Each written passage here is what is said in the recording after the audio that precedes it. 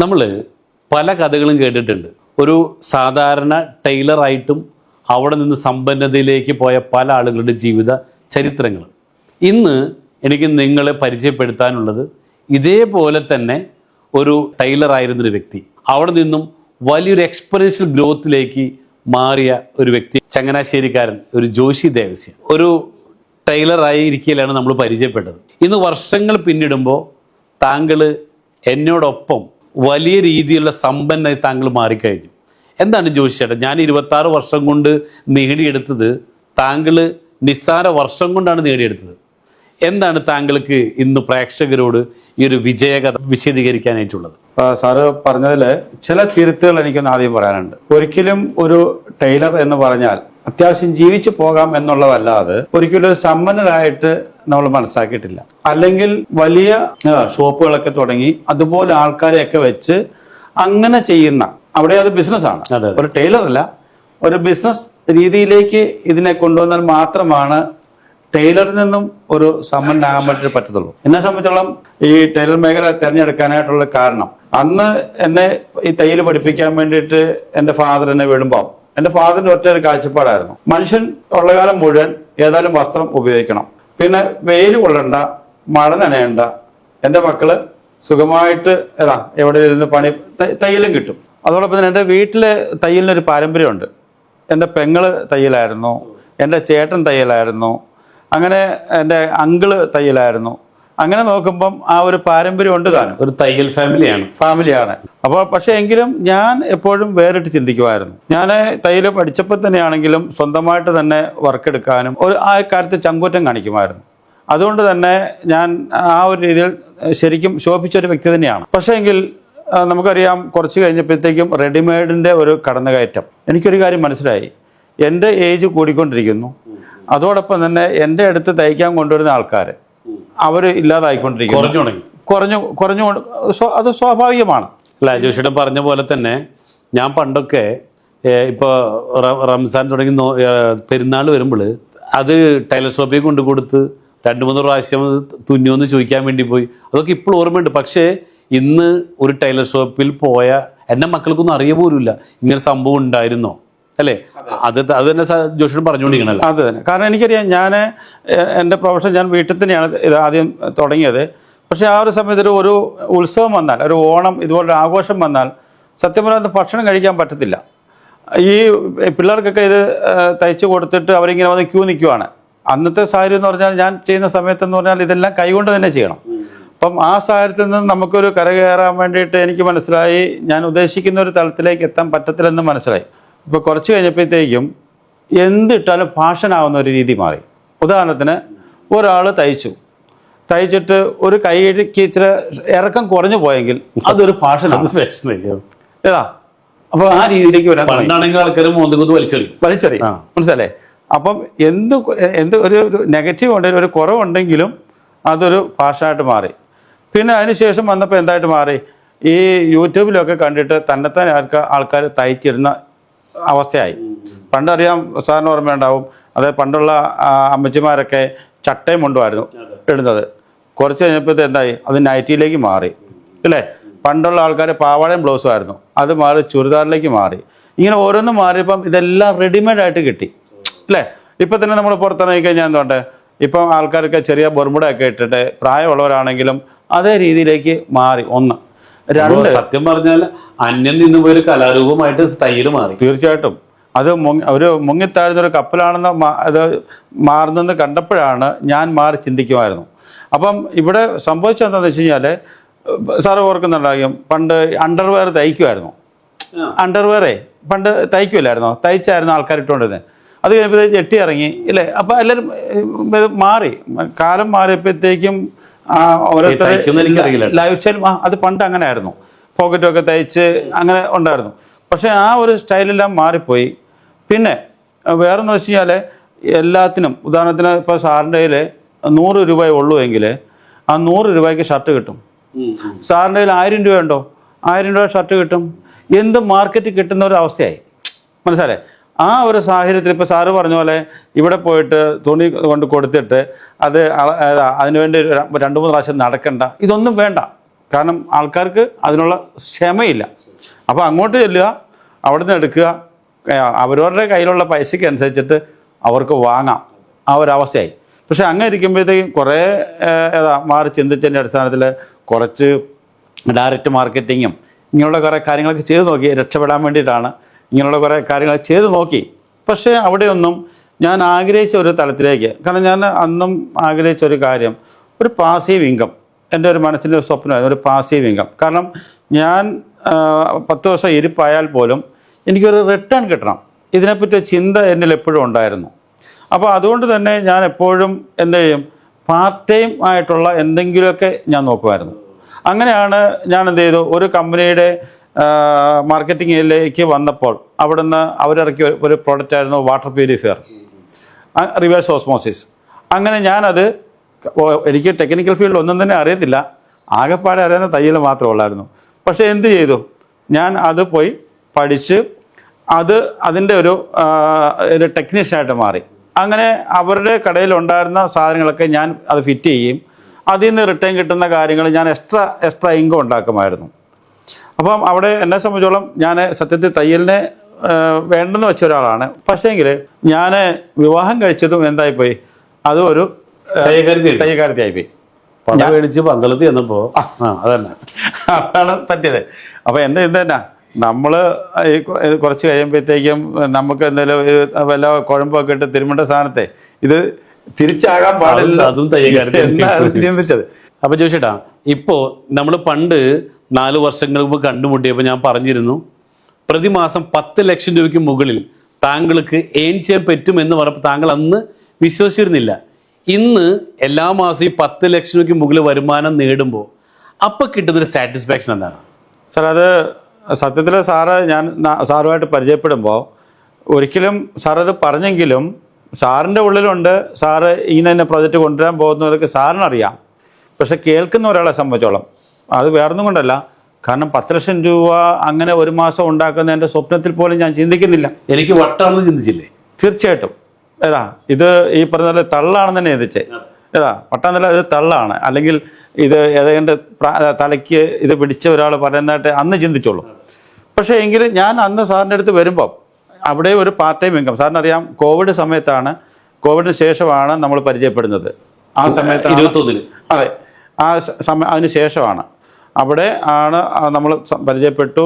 എന്തായാലും ആട്ടെ. പക്ഷെ ഞാൻ ഒരു കാര്യം അന്നും സാറിനെ വിശ്വസിച്ച ഒരു കാര്യം, അതായത് സാറ് ഞാൻ ഒരു പൈസ കമ്പനിയിൽ അടയ്ക്കുന്നുണ്ടെങ്കിൽ അതിന് കൃത്യമായിട്ടുള്ള പ്രൊഡക്റ്റ് എനിക്ക് കിട്ടുന്നു എന്നുള്ളതാണ്. നമ്മളെപ്പോഴും ഒരാളെ നമ്മൾ ബിസിനസ്സിലേക്ക് കൊണ്ടുവരുന്ന ഒരാൾക്ക് അയാൾ കൊടുക്കുന്ന പൈസയ്ക്ക് തുല്യമായിട്ടുള്ള പ്രോഡക്റ്റ് കിട്ടുന്നുണ്ടോ, ഇതായിരുന്നു എൻ്റെ ഒരു കോൺസെപ്റ്റ്. കാരണം എൻ്റെ വീട്ടിൽ ആരും, അതായത് ഞാൻ കൊണ്ടുവന്നൊരു ബിസിനസ് കാരണം പണം ചോദിച്ച് എൻ്റെ വീട്ടിലേക്ക് ആരും വരാൻ പാടില്ല.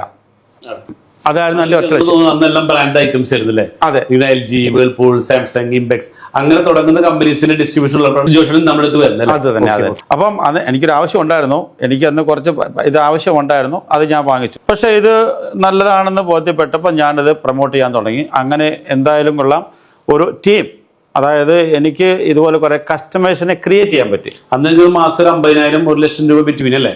അതിന് മേലുണ്ടായിരുന്നു ആ സമയത്ത് എന്ന് വെച്ചാൽ ആ ഒരു രീതിയിലേക്ക് നമ്മൾ വരാൻ തുടങ്ങി. 22 കാലഘട്ടത്തിൽ. അതെ. അപ്പോൾ എനിക്കൊരു ഇത് വിശ്വാസം കൂടുതൽ വന്നു. സാർ എന്ന് പറഞ്ഞതിനകത്ത് ഈ കാര്യമില്ലാതില്ല എന്നുള്ളൊരു ചിന്ത എന്നിലേക്ക് തന്നെ വന്നു. പക്ഷേ ഇത്രയും ഞാൻ, അതായത് ഇങ്ങനെ ഒരു ലെവലിലേക്ക് എത്തുമെന്നുള്ള അന്നും എനിക്ക് പൂർണ്ണമായിട്ടൊരു വിശ്വാസമില്ല.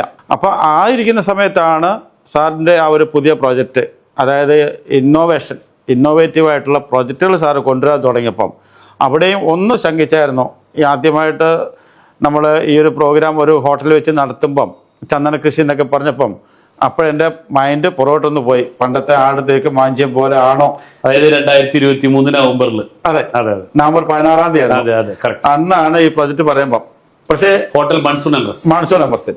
പക്ഷേ അതെ, അവിടെ പക്ഷേ എങ്കിലും ഞാനും അന്ന് ഒരു ടോക്കൺ കൊടുത്തു, സാറിന് ഒരു ടോക്കൺ തന്നു. കാരണം വേറൊന്നും കൊണ്ടല്ല, സാർ ഒരു കാര്യം കൊണ്ടുവരുന്നുണ്ടെങ്കിൽ അതിനെ ഞാൻ വിശ്വസിച്ചു പൂർണ്ണമായിട്ട്. എൻ്റെ അതുവരെയുള്ള അനുഭവത്തിൽ നിന്ന് എനിക്ക് മനസ്സിലായി, സാർ എന്തെങ്കിലും കൊണ്ടുവരുന്നുണ്ടെങ്കിൽ വെറുതെ കൊണ്ടുവരില്ല, അതിൻ്റെ പിന്നെ ചില ഉദ്ദേശങ്ങൾ ഉള്ളതുകൊണ്ടാണ് കൊണ്ടുവരുന്നത് എന്നെനിക്ക് മനസ്സിലായത്. അതെ അതെ. ഇന്ന് എന്നെ മാത്രമല്ല എന്നിലൂടെ കൊണ്ടുവന്ന പല ആൾക്കാർക്കും നല്ല രീതിയിലൊരു വരുമാനം മേടിക്കാനും അതിനേക്കാൾ ഉപരി ഈ പ്രോജക്റ്റുകളുടെയൊക്കെ സാറ് കൊണ്ടുവന്നിരിക്കുന്ന പ്രോജക്റ്റുകളുടെയൊക്കെ പാർട്ടായി തീരുവാൻ, അതിനകത്തൊരു ഭാഗമായി തീരാൻ, ഒരു ഓണറായി തീരാൻ എനിക്ക് സഹായിച്ചു. അതോടൊപ്പം തന്നെ വയനാട്ടിലെ റിസോർട്ടുകൾ, അല്ല, എനിക്ക് താങ്കളോട് ഏറ്റവും കൂടുതൽ റെസ്പെക്റ്റ് അതാണ് കേട്ടോ. നമ്മൾ കണ്ടുമുട്ടിയപ്പോൾ തന്നെ അന്ന് ചെയ്തിരുന്ന ഇ കൊമേഴ്സ് കമ്പനിയുടെ പ്രൊഡക്റ്റുകൾ അത് ജോഷിയേട്ടൻ നല്ല രീതിയിൽ വാങ്ങുന്നു, അത് വിൽക്കുന്നു. അത് കഴിഞ്ഞ് നമ്മൾ സൂപ്പർ മാർക്കറ്റുകൾ അല്ലേ, പല സ്ഥലങ്ങളിൽ ചങ്ങനാശ്ശേരിയിലും എവിടെയൊക്കെ 19 സൂപ്പർ മാർക്കറ്റ് തുടങ്ങുന്നു. അതിൻ്റെ ഒരു ഭാഗമായിട്ട് താങ്കൾ മാറുന്നു. അത് കഴിഞ്ഞ് നമ്മൾ സാൻഡൽവുഡ് പ്ലാന്റേഷനിലേക്ക് വരുന്നു. അവിടെ നിന്നും താങ്കൾ അത് പർച്ചേസ് ചെയ്യുന്നു. അങ്ങനെ എല്ലാത്തിനും ഭാഗമായിട്ട് മാറുകയും ചെയ്തു. അതോടൊപ്പം തന്നെ ഒരു ബെസ്റ്റ് സെല്ലർ എന്നുള്ള രീതിയിൽ ഇന്ന് ജോഷി ദേവസ്യ ജസ്പേഡിൽ മാനം മുട്ട നിൽക്കുമ്പോൾ ഇന്ന് ശത്രുവില്ലാത്തൊരു മിത്രമായിട്ട് താങ്കൾ മാറിക്കഴിഞ്ഞു അല്ലേ. അപ്പോൾ പിന്തിരിഞ്ഞ് നോക്കുമ്പോൾ അതെല്ലാം ഒരു സ്വപ്നമായിരുന്നോ ഇന്നത്തെ ജോഷി ദേവസ്യ? അത്തരത്തിലൊരു സ്വപ്നമായിട്ട് തോന്നാറുണ്ടോ? തീർച്ചയായിട്ടും കഴിഞ്ഞു പോയ ജീവിതം. തീർച്ചയായിട്ടും. കാരണം ഞാൻ ചിന്തിക്കുകയായിരുന്നു, ഇതൊരു ദൈവനിമിത്തമാണെന്ന് ഞാൻ വിശ്വസിക്കുന്നു. സാറിനെ കണ്ടുമുട്ടാനും ഇത് എനിക്ക് തന്നെയല്ല, എനിക്ക് പല ആൾക്കാരിലേക്കും വെളിച്ചം വീശാൻ, അതായത് സാറിനറിയാം എൻ്റെ കൂടെ നിൽക്കുന്ന ആൾക്കാർക്കൊക്കെ അവർ നമ്മളോട് കാണിക്കുന്ന ആ ഒരു ആദരവ് അല്ലേ, ഇല്ലെങ്കിൽ ഒരിക്കലും ഞാനെന്ന് പറയുന്ന വ്യക്തിയെ ഈ രീതിയിൽ അറിയപ്പെടുന്നില്ല. ഇപ്പൊ റിസോർട്ടിൽ എത്രമായിട്ടുണ്ട് നമ്മളിൽ? എത്ര പാർട്ണർഷിപ്പ് ഉണ്ട് റിസോർട്ടിൽ? ഞാൻ 6 റിസോർട്ടിനകത്ത് പാർട്ണർഷിപ്പ് എടുത്തിട്ടുണ്ട്. ഒരു റിസോർട്ട് ഞങ്ങൾ ഒരു 11 പേര് കൂടി ഫുള്ളായിട്ട് എടുത്തിട്ടുണ്ട്. നമ്മുടെ ഫാം ടൂറിസത്തിനകത്ത് ഞാൻ ഷെയർ എടുത്തിട്ടുണ്ട്. അതോടൊപ്പം തന്നെ നമ്മുടെ കമ്പനിയുടെ പ്രൊജക്റ്റുകൾക്കകത്ത് ഞാൻ ഇൻവെസ്റ്റ് ചെയ്തിട്ടുണ്ട്. ഞാൻ ബിഫോർ ജസ്പേഡ് ജോഷിയായിട്ടുള്ള ഇൻവെസ്റ്റ്മെന്റ് എത്ര ഉണ്ടായിരുന്നു? ബിഫോർ ജസ്പേഡ് ആൻഡ് ആഫ്റ്റർ ജസ്പേഡ് ബിഫോർ എത്ര ഉണ്ടായിരുന്നു? Before zero sir. Big zero. ഇപ്പൊ പിന്തിരിഞ്ഞ് നോക്കുമ്പോ എത്ര കോടി അസറ്റിന്റെ മുതലാളിയാണ് നിങ്ങൾ? തീർച്ചയായിട്ടും സാർ. അല്ലെ? അത് മാത്രമാണോ? എപ്പോഴും നമ്മളെപ്പോഴും പറയും നമ്മളുണ്ടാക്കിയ സ്വത്തൊക്കെ നശിച്ചു പോയാലും നമ്മുടെ കൂടെ എത്ര പേരുണ്ട്. ആ നിലയ്ക്ക് താങ്കൾക്ക് അഭിമാനിക്കാം. ഇന്ന് ഏകദേശം എനിക്ക് തോന്നുന്നു ഏകദേശം 500 പേരെ നയിക്കുന്ന ഒരു വലിയ ലീഡറായിട്ട് താങ്കൾ മാറിക്കഴിഞ്ഞു. അതെ സാർ, അതിനകത്ത് വളരെയധികം ആത്മാഭിമാനമുണ്ട്. കാരണം അത് അനുഭവിക്കുമ്പോഴേ എടുത്തുള്ളൂ. ഇപ്പം ഞാൻ പലപ്പോഴും ചിന്തിക്കാറുണ്ട്, ഞാൻ ഈ ഇത്രയും ആൾക്കാർ ഒരു ലീഡറായിട്ട് അത്രയും ആൾക്കാർക്ക് വെളിച്ചം വീശിയപ്പോൾ സാറിൻ്റെ മനസ്സിൻ്റെ സന്തോഷത്തെ ഞാൻ പലപ്പോഴും ചിന്തിക്കാറുണ്ട്. കാരണം ഇത്രയും ആൾക്കാർക്ക് ഈ ഒരു അവസരം കാണിച്ചു കൊടുത്ത അല്ലേ, അത് വലിയൊരു അവസ്ഥയാണ്. അത് ആ ആൾക്കാർക്ക്, അതായത് അവരുടെ നമുക്കറിയാം വരാൻ പോകുന്ന സമൂഹത്തിൽ വലിയൊരു ദാരിദ്ര്യം വരാൻ പോകുമ്പം ആ ദാരിദ്ര്യത്തിൽ നിന്ന് കരകയറ്റാനായിട്ട് സാറ് കൊണ്ടുവന്ന ഈ പ്രോജക്റ്റും സാറിൻ്റെ ആ വലിയ മനസ്സും, അതിനെ ഞാൻ പലപ്പോഴും ചിന്തിക്കാറുണ്ട് സാറിൻ്റെ സന്തോഷം എത്രയായിരിക്കുമെന്ന് അല്ലേ. അല്ല ജോഷിട്ടാ, സന്തോഷത്തെക്കാൾ ഉപരി ഇപ്പം പറഞ്ഞു നമ്മൾ 2023 സാൻഡൽവുഡ് പ്ലാന്റേഷൻ കൊണ്ടുവന്നപ്പോൾ പലരും പറഞ്ഞു ഇതെന്തോ പുതിയ തട്ടിപ്പിലേക്കാണ്, ഇവന് പ്രാന്താണ്, തലക്ക് വെളിയില്ല, എന്തൊക്കെയോ ആളുകൾ പറയും, നിങ്ങൾക്ക് തന്നെ അറിയാലോ. പക്ഷെ അതിനൊക്കെ മറികടക്കാൻ പറ്റിയ അത്രയും കഷ്ടപ്പാടുകൾ സഹിച്ച് ഇവിടെ എത്തി നിൽക്കുമ്പോൾ ഇന്ന് എത്ര പേരെ ജീവിതത്തിലാണ് നമ്മൾ വെളിച്ചം വീശിയത് അല്ലേ? ചില്ലറയാണോ? ഇപ്പോൾ കഴിഞ്ഞ ദിവസം നമ്മൾ കോട്ടേജിൻ്റെ ഒരു റെൻറ്റ് അഡ്വാൻസ് എനിക്ക് 1500 മേലെ ആളുകളുടെ അക്കൗണ്ടിലേക്കാണ് പണം പോയത്. അപ്പോൾ ഇതൊക്കെ കാരണക്കാരായിട്ട് താങ്കൾക്കും കൂടെ ആ കിട്ടിയൊരു റെപ്യൂട്ടേഷൻ ഉണ്ടല്ലോ അല്ലേ. ഇതൊക്കെ നമ്മൾ മറ്റൊന്ന് ചെയ്യുമ്പോൾ കിട്ടുന്ന ഒന്നല്ലല്ലോ ഇത്. തീർച്ചയായിട്ടും സാറേ. കാരണം അതിൻ്റെ ഒരു ഉദാഹരണമാണ്, ഇന്നലെ എനിക്കൊരു മെസ്സേജ് വന്നു. അദ്ദേഹത്തിനൊന്നും അറിയത്തില്ല. അദ്ദേഹം നമ്മുടെ കോട്ടയിലെ പാർട്ണർഷിപ്പ് എടുത്തിട്ടുണ്ട്. അദ്ദേഹം പ്രൊജക്റ്റിൽ അല്ലാതെ പാർട്ണർഷിപ്പ് എടുത്തിട്ടുണ്ട്, നമ്മുടെ LLP ഇട്ടിട്ടുണ്ട്. ഇന്നലെ എനിക്ക് അദ്ദേഹം ഒരു മെസ്സേജ് ഇട്ടു, 1000 രൂപ ജസ്പേഡിൽ നിന്ന് വന്നിരിക്കുന്നു, എന്താണെന്ന് ചോദിച്ചിട്ട്. അത് അറിയത്തില്ല, അതേ ഒരു ഇൻവെസ്റ്റർ മാത്രമാണ്, ഇതിലേക്ക് ഒരു പാർട്ണർഷിപ്പ് എടുത്തിരിക്കുന്നതാണ്, എന്താണെന്ന് ചോദിച്ചിട്ടുണ്ട്. അപ്പം ഞാൻ പറഞ്ഞു, ഇത് നിങ്ങൾ എടുത്തിരിക്കുന്ന കോട്ടേജിൻ്റെ വാടക, അതായത് അഡ്വാൻസ് പേയ്മെൻ്റ് ആണത്. ഞാൻ ഒരു കാര്യം പറയാം സാറേ, അതായത് എൻ്റെ ഇതുവരെയുള്ള അനുഭവത്തിൽ പല കമ്പനിയിലും നമ്മൾ ചെയ്തിട്ടുണ്ട്. പക്ഷേ എന്താണോ പറയുന്നത് അത് പ്രവർത്തിക്കാൻ പറ്റുന്നത് പറയുന്നതും ചെയ്യുന്ന ഒരു മാനേജ്മെൻറ്റാണ്. ആ കാര്യത്തിൽ വളരെ ആത്മാഭിമാനമുണ്ട് ഈ ഒരു മാനേജ്മെൻറ്റിനോടൊപ്പം ചേർന്ന് നിൽക്കുന്നതിൽ. അതിനേക്കാൾ ഉപരി ഞാൻ സാറുമായിട്ട് പരിചയപ്പെടുമ്പോഴത്തേക്കും ഞാൻ ഇതിനകത്ത് സ്റ്റിക്ക് ഓൺ ചെയ്ത് ഇതൊരു കോഴ്സായിട്ട് ഏറ്റെടുത്ത്. സാർ ഓർക്കുന്നുണ്ടോ? ഇതൊരു 5 വർഷത്തെ ഒരു കോഴ്സായിട്ടാണ് ഞാനിത് ഏറ്റെടുക്കുന്നത്. 5 വർഷം പൂർത്തിയാകാൻ പോകുന്നതേ ഉള്ളൂ. എന്ന് പറഞ്ഞാൽ ഒരു വിദ്യാർത്ഥിയെ പോലെ ഇരുന്ന് സാറിൻ്റെ ക്ലാസ്സുകളിൽ ഇരുന്ന് ബുക്കും പേനായും എടുത്ത് ആ പറയുന്ന കാര്യങ്ങൾ നോട്ട് ചെയ്ത് പഠിച്ചതിൻ്റെ ഒരു റിസൾട്ടാണ് ഇപ്പോൾ കിട്ടിക്കൊണ്ടിരിക്കുന്ന സ്റ്റൈഫൻഡെന്നേ ഞാൻ പറയത്തുള്ളൂ. അതായത് ഇപ്പോൾ എനിക്ക് കിട്ടുന്നത്, ഞാൻ ഇപ്പോഴും പറയും, അതെൻ്റെ സ്റ്റൈഫൻഡ് മാത്രമാണ്, എൻ്റെ വരുമാനം വരാൻ പോകുന്നതേ ഉള്ളൂ. അതായത് കേട്ടിരുന്ന പ്രേക്ഷകർ ചിലപ്പോൾ തെറി വിളിക്കും. 10 ലക്ഷം രൂപയ്ക്ക് മേലെ സ്റ്റേറ്റ്മെന്റ് വാങ്ങുന്ന ഇന്ത്യയിലെ ആദ്യത്തെ വ്യക്തി താങ്കളായിരിക്കും ഒരു പക്ഷെ. തീർച്ചയായിട്ടും. ഞാൻ ഇത് പറയുന്നതല്ല, ഇപ്പം സാറ് പറഞ്ഞു സാറിൻ്റെ നമ്മുടെ അടുത്ത പ്രോജക്റ്റ് വരുന്നുണ്ടെന്ന് അല്ലേ. അപ്പോൾ ആ വില്ല പ്രോജക്റ്റൊക്കെ അവിടെ ഞാൻ പറഞ്ഞു, ഇവിടെ ഞാൻ ആദ്യം വാങ്ങും, ഇതിൻ്റെ പ്ലാൻ ഞാൻ സെറ്റാക്കി കഴിഞ്ഞു, സാറിൻ്റെ കയ്യിൽ താക്കോൽ വാങ്ങും. പക്ഷേങ്കിൽ അവിടെയും എന്തുണ്ട്, അവിടെയും എന്തെങ്കിലും ഒന്നാമനാകാൻ വേണ്ടി എന്തെങ്കിലും ഉണ്ടെങ്കിൽ അത് ഞാൻ ഇപ്പോൾ സെറ്റായിക്കൊണ്ടിരിക്കുക. അതായത് ജീവിതത്തിൽ പല സ്ഥലങ്ങളും നമ്മൾ ലാസ്റ്റൊക്കെ ആയിട്ടുണ്ട്. പക്ഷെ ഇനി എവിടെയും ഞാൻ ഒന്നാമനാവും എന്നൊരു ഉറച്ച തീരുമാനം. തീർച്ചയായിട്ടും അല്ലേ? തീർച്ചയായിട്ടും. അതായത് ഞാൻ ഓർക്കായിരുന്നു, ഒരു സാറ് പറഞ്ഞില്ലേ, ഒരിക്കലും ഒരു ടൈലർക്ക്, കാരണം ഞാൻ ഈ ബിസിനസ്സിലേക്ക് വരുന്നപ്പോഴത്തേക്കും ഞാൻ നേരത്തെ വർക്ക് ചെയ്തിരുന്ന ഒരു ഷോപ്പിൽ അവർ എന്നോട് പറയുമായിരുന്നു, നല്ലൊരു കഴിവുള്ള ആളല്ലേ. അപ്പോൾ അത്രയും കഴിവുള്ള ഒരാൾ എന്തിനെ ഇതിട്ടേച്ച് പോകുന്നു. അന്ന് അവരത് പറഞ്ഞതിൽ നിന്നും ഇപ്പോൾ അവരത് തിരിച്ചു പറയാൻ തുടങ്ങി. താൻ അന്ന് പോയതുകൊണ്ട് രക്ഷപ്പെട്ടു. ഒരിക്കലും സാറ് ചിന്തിക്കുന്നുണ്ടോ? സാറിനറിയാം ഞാനിപ്പം യാത്ര ചെയ്യുന്ന എൻ്റെ വാഹനം അല്ലേ. ഇപ്പം ഞാൻ ഈ പറഞ്ഞ പോലെ ഇവിടെ വില്ല ഉണ്ട്, ഇത് കൂടാതെ ഞാൻ അടുത്തൊരു വീട് എൻ്റെ നാട്ടിലും, കാരണം അത് അങ്ങനെ ഞാൻ പ്ലാൻ ചെയ്യുന്നുണ്ട്. അപ്പൊ ആ ഒരു ലെവലിലേക്ക് നാട്ടിൽ ഇപ്പോഴുള്ള വീടിനെക്കാളുടെ അടുത്ത് തന്നെ വലിയൊരു വീട് വരെ പണിയാൻ പോകുന്നു, അത് ചെയ്യാൻ പോകുന്നു. അതോടൊപ്പം കമ്പനിയുടെ വക മറ്റൊരു വില്ല ഇവിടെ എറണാകുളത്ത് വാങ്ങാൻ വേണ്ടി പോകുന്നു. അതെ. ഇനി അതിനേക്കാളൊക്കെ ഉപരി, അതായത് 2 പിള്ളേരെയും വിദേശത്ത് വിട്ട് പഠിപ്പിച്ചത്, ഞാൻ ഒരു കടവുമില്ല, എനിക്കൊരു ലോണുമില്ല, അതേ രീതിയിൽ എന്നെ ആക്കാനായിട്ട്, അതല്ലെങ്കിൽ അതേ രീതിയിൽ ആകാനായിട്ട് ഒരു ടൈലർക്ക് പറ്റത്തില്ല സാറേ. അതെ, ഒരിക്കലും. ഞാൻ 2 പേര് വിദേശത്താണ്. 2 പേര് വിദേശത്താണ്. എവിടേക്കാണ്? മൂത്ത ആള് കാനഡയിലും രണ്ടാമത്തെ ആള് അയർലൻഡിലും അവരുടെ പഠിത്തം കഴിഞ്ഞു. സേഫ്, അതായത് എന്ന് പറഞ്ഞാൽ അവർ ആ രീതിയിൽ സെറ്റായി. ഇതൊക്കെ ഒരു സാധാരണ തയ്യൽക്കാരന് പറ്റുന്നതല്ല. കാരണം വേറെ കൊണ്ടല്ല, എൻ്റെ കൂടെ ഉണ്ടായിരുന്ന പല തയ്യൽക്കാരന്മാരും ഈ പറഞ്ഞ ഇപ്പോഴും അവിടെ തന്നെ ആ ഇരുന്നിരിപ്പിൽ അവിടെ തന്നെ ഉണ്ട്. ആ രീതി ചിന്തിക്കുന്ന ആൾക്കാരുണ്ട്. വേറെ പെയിന്റിങ്ങിന് ഇപ്പൊ എൻ്റെ 2 കാറുണ്ട്. ഇപ്പൊ 2 കാറുണ്ട്. മൂന്നാമത്തെ കാറ് ഞാൻ ഈ 6 മാസത്തിനുള്ളിൽ വീണ്ടും ഒരു ഇതിലേക്ക് പോവാണ്, ആ ഒരു ലെവലിലേക്ക് മാറും. അപ്പൊ ഏതായാലും മൂന്നാമത്തെ കാർ ഇവിടുന്ന് പ്രേക്ഷകർക്കൊന്നും അറിയാനുള്ള ആഗ്രഹം കൊണ്ടാണ് പറഞ്ഞത്. തീർച്ചയായിട്ടും സാറേ. ഞാൻ അതായത് സാറ് ചില ഓഫറൊക്കെ ഇടാറുണ്ട്. ഈ ഓഫറൊക്കെ ഇടുമ്പോൾ സാറ് അടുത്തൊരു ഓഫർ കഴിഞ്ഞ ദിവസം ഒരു Audi Q7, അതായത് സാർ ഒരു ഓഫർ ഇട്ടു. അത് എൻ്റെ ടീമിൽ കൂടെ തന്നെ അത് ഞങ്ങൾ വിൻ ചെയ്തു. ഇതേപോലെ തന്നെ സാർ അടുത്തൊരു ഇത് ഓഫർ ഇടും എന്ന് ഞങ്ങൾക്കറിയാം. അത് ആദ്യം ഞാൻ കരസ്ഥമാക്കും. 1, 2 ഇത് അടുത്തത് ഞാനിങ്ങനെ ഒരു ബെൻസാണ് എൻ്റെ അടുത്തൊരു. ഏത് ബെൻസാണ്? 7 സീറ്റർ തന്നെ. അത് തന്നെയാണ് ഞാൻ പ്ലാൻ ചെയ്തിട്ടുള്ളതും.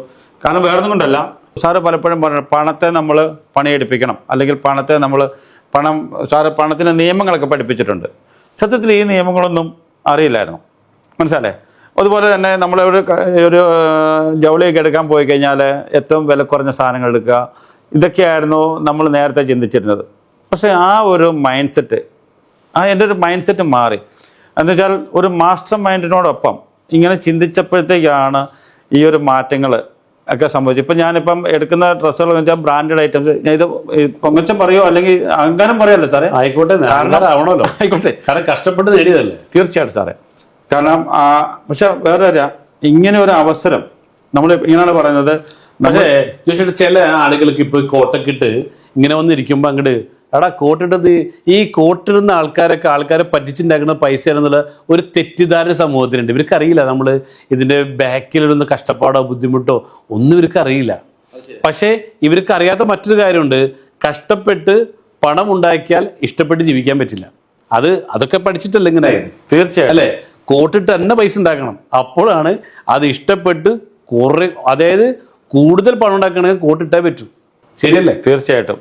അതുകൊണ്ട് തന്നെ കോട്ടിന്റെ എണ്ണം കോട്ടിന്റെ എണ്ണം കൂട്ടിയാൽ കോട്ടിന്റെ എണ്ണം കൂടിക്കൊണ്ടിരിക്കുന്നു, പൈസയുടെ എണ്ണം കൂടും. ഇതെല്ലാം കൂടിക്കൊണ്ടിരിക്കുകയാണ്. ഇനിയിപ്പം അതുകൊണ്ട് തന്നെ നമ്മളുടെ ആ മൈൻഡ് സെറ്റും മാറി.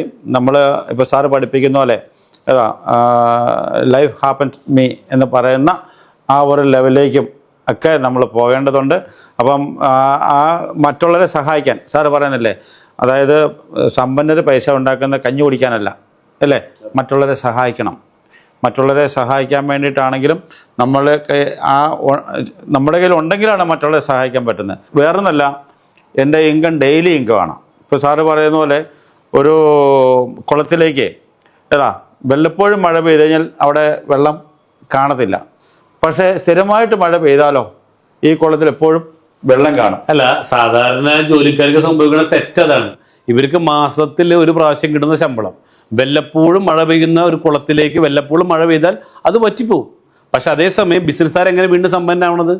അവരെ കുളത്തിലേക്ക് എല്ലാ ദിവസവും മഴ പെയ്യുമ്പോൾ ആ വെള്ളം അവിടെ കെട്ടി നിൽക്കും, അവർ സമ്പന്നരായിട്ട് മാറും. അതൊക്കെ കറക്റ്റ് ചെയ്ത് ക്യാച്ച് ചെയ്തിട്ട് അത് ഫോളോ ചെയ്ത് താങ്കൾ പോകുമെന്ന് പറയുന്നതിൽ വളരെ സന്തോഷമുണ്ട്. തീർച്ചയായിട്ടും. അതായത് സാറിൻ്റെ ആ ക്ലാസ്സുകൾ അത് പറഞ്ഞറിയിക്കാൻ പറ്റില്ല. സാറിൻ്റെ ക്ലാസ്സുകൾ ആരെങ്കിലും കേട്ടിട്ടുണ്ടെങ്കിൽ അവരതിനെ ഒന്ന് ഫോളോ ചെയ്താൽ ഉറപ്പായിട്ട് പറയാം അവരുടെ മൈൻഡ് സെറ്റ് മാറും, അവർ സമ്പന്നതയിലേക്ക് വരും. അത് നമ്മൾ ചിന്തിക്കാത്ത കാര്യമാണ്. കാരണം എൻ്റെ തലമുറയിൽ അല്ലെങ്കിൽ എൻ്റെ വീട്ടിൽ എൻ്റെ മുമ്പുള്ള ആൾക്കാരൊന്നും പട്ടികയിലേക്ക് വന്നിട്ടില്ല, അവരങ്ങനെ മാറി ചിന്തിക്കുന്നില്ല. അപ്പോൾ ഇത് നമ്മൾ ഇത് പറയുമ്പോൾ ചില ചിന്തിക്കുന്നതന്നെ അറിയാം, ഇത് ജോഷാന് പറ്റും, ജോഷാന് പറ്റും, അത് ഞങ്ങൾക്ക് പറ്റത്തില്ല, ഇങ്ങനെ ചിന്തിക്കുന്ന ആൾക്കാരുണ്ട്. പല അവസരങ്ങളും നമ്മൾ കൊടുക്കുമ്പോൾ അവരങ്ങനെ ചിന്തിക്കുന്ന ആൾക്കാരുണ്ട്. ആദ്യമൊക്കെ പറയുന്നു ഇങ്ങനെ പിന്നെ പറയുമായിരുന്നു അവരോട്. പക്ഷേ ഇപ്പോൾ എന്ത് ചെയ്യുന്ന അവർ കണ്ട് മനസ്സിലാക്കാൻ തുടങ്ങി. എൻ്റെ ഈ പറഞ്ഞ ഉയർച്ച ഇപ്പോൾ കഴിഞ്ഞ ദിവസം ഞാൻ ഒരു വെറുതെ ചെന്നപ്പോഴത്തേക്ക് കുറച്ച് ഒരു ചെറിയതാണ് തേങ്ങ, അത് ഇന്നടുത്ത് കൊടുക്കാൻ വേണ്ടിയിട്ട് എൻ്റെ തന്നാണ്. അപ്പോൾ ഞാൻ ചോദിച്ചു എനിക്ക് ഇല്ലേ എന്ന് ചോദിച്ചു. അപ്പോൾ സ്വാഭാവികം നമ്മൾ ചോദിക്കുന്നതല്ലേ, വേറെ ആൾക്ക് കൊടുക്കാൻ വേണ്ടി തരുന്നു, അവരുടെ തേങ്ങ ഉണ്ട്. അപ്പോൾ ഞാൻ ചോദിച്ചു അവർക്കെല്ലാം കൊടുത്തിട്ട് എൻ്റെ തരുന്നുണ്ടല്ലോ, എനിക്ക് തരാത്തെ അല്ലെങ്കിൽ എനിക്ക് തരുന്നില്ലേ? അദ്ദേഹം പറഞ്ഞത്, അതായത് ജോഷിക്ക് ഇപ്പം അതിൻ്റെ ആവശ്യമില്ല, ജോഷി കോടീശ്വരനാണ്. അതാണ് മനസ്സിലായേ? കാരണം അത് അവരെ കൊണ്ട് പറയിച്ചു. ഞാൻ എൻ്റെ എന്ന് പറഞ്ഞാൽ അവരങ്ങനെ ചിന്തിച്ച് അവർ മനസ്സിലാക്കി വെച്ചിരിക്കുകയാണ് ഞാൻ കോടീശ്വരനാണ്. ഞാനിത് വേണ്ടിയിട്ട് ചോദിച്ചല്ല, അവരുടെ എന്താണ് അവർ പറയുന്നത് അറിയാൻ വേണ്ടി ചോദിച്ചാണ്. കാരണം ഈ മീറ്റിങ്ങിന് അവർ കയറുന്നുണ്ട്, ഈ പ്രോഗ്രാമിന് അവർ കയറുന്നുണ്ട്, ഇത് കേൾക്കുന്നുണ്ട്. മനസ്സിലായി? അതായത് പണ്ട് നാട്ടിലൊക്കെ ഒരു തയ്യൽക്കാരൻ ജോഷി എന്ന് പറയുന്ന ഒരാൾ ഇന്ന് ഒരു കോടീശ്വരൻ ജോഷി എന്ന ലെവലിലേക്ക് മാറ്റപ്പെട്ട് കഴിഞ്ഞു. തീർച്ചയായിട്ടും. അപ്പൊ താങ്കൾക്ക് ഇനിയും നമ്മൾ തുടങ്ങുന്നേ ഉള്ളൂ, നമ്മുടെ പ്രൊജക്റ്റുകളല്ല ഇനി. അപ്പൊ തുടങ്ങുന്നതിന് മുമ്പ് ഇങ്ങനെയാണെങ്കിൽ ഇനി യഥാർത്ഥത്തിൽ ഈ കോഴ്സ് കഴിയുമ്പോൾ എന്തായിരിക്കും അവസ്ഥ? തീർച്ചയായിട്ടും അല്ലേ? അപ്പൊ എന്തായാലും ഇനിയും കൂടുതൽ ഉയരങ്ങളിൽ എത്താൻ സർവശക്തനായ ദൈവത്തെ നിങ്ങൾ അനുഗ്രഹിക്കട്ടെ എന്ന് ആശംസിക്കുന്നു, പ്രാർത്ഥിക്കുന്നു. എന്തായാലും ഈ ഒരു അവസരം തന്ന സാറിനോടുള്ള നന്ദിയും കടപ്പാടും എപ്പോഴും ഉണ്ടാവും. Okay, thank you.